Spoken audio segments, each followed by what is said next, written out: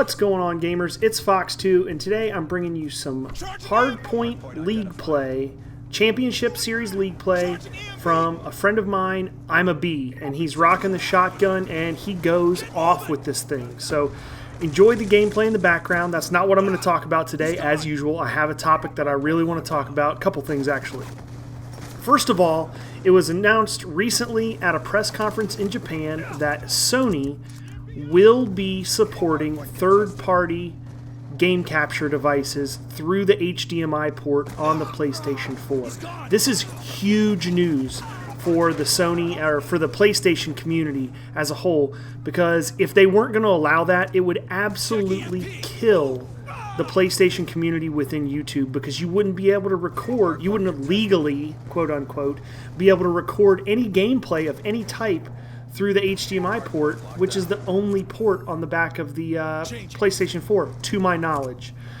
So that's big news. I'm really excited about that. As all of you guys know that follow me and watch my videos, I am a huge PlayStation fan. I will definitely be purchasing a PlayStation 4. I'll have it on release night, and I will probably try to have some PlayStation 4 gameplay footage for you first day of release. We'll see how that goes. Technical difficulties could get in the way, but we'll see how it goes. I'm going to work hard to bring you the best stuff as early as possible. That being said, on to the topic, the main topic of what I want to talk about today, which is OpTic sniping, okay? The OpTic team, if you guys don't follow this stuff closely, just today, OpTic Hex, who is the owner and manager of OpTic Gaming, announced that he is cutting everyone from OpTic sniping. The only three people that did not get cut were OpTic LSX, OpTic Midnight, and OpTic Jewel. He stated that in his video that he's keeping OpTic LSX because he thinks that the kind of work that OpTic LSX does fits well with the direction that he wants to take OpTic sniping in the future. And as far as Midnight and Jewel, those were both original OpTic members, so he said that they will never be getting cut. They've always got a home with OpTic. That being said, I just want to give my 2 cents on the whole situation and kind of what I see as potential in the future. Now, this comes at a really interesting time to me, because just yesterday or the day before, just within the last few days, Pamaj, formerly known as FaZe Pamaj, yes, formerly, left the FaZe clan. Pamaj is one of the top feed snipers on YouTube, if not in the world. This guy's incredible. If you guys haven't seen his stuff, make sure you go over, check out his channel. It's just Pamaj, P-A-M-A-J, and he just put out a really, really great montage, and it's edited by, I think, FaZe SLP, so credit to him. He did an amazing job putting it together for Pamaj. But anyway, back to the topic at hand. Pamaj just left FaZe due to some differences that they had, creative differences and things like that. But this really creates a really unique opportunity with him having left FaZe and OpTic dropping, 95% of their sniping roster.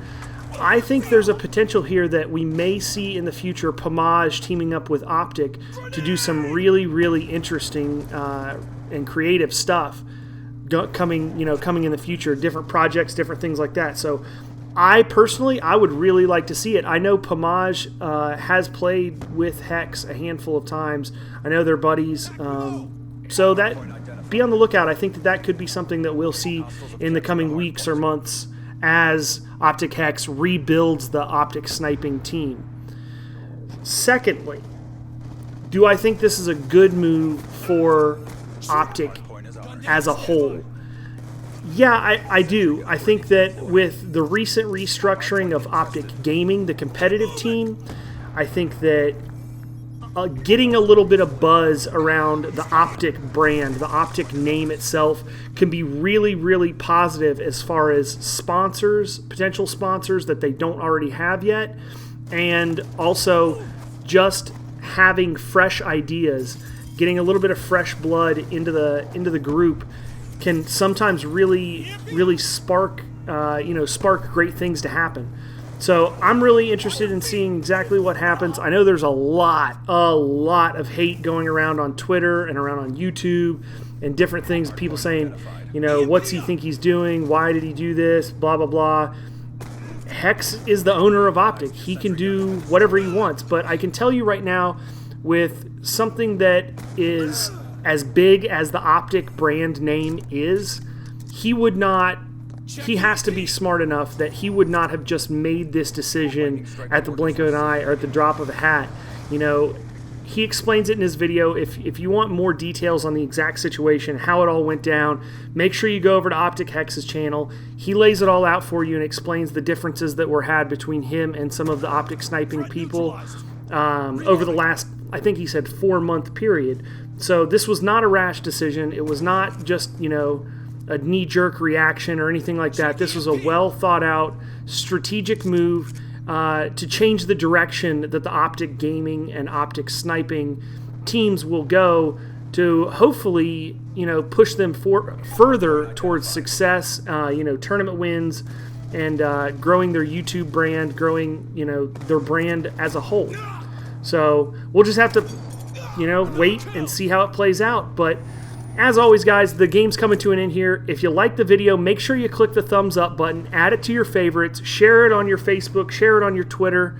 And, you know, if you're new to the channel, welcome. I hope you guys enjoyed the content, and have a nice day.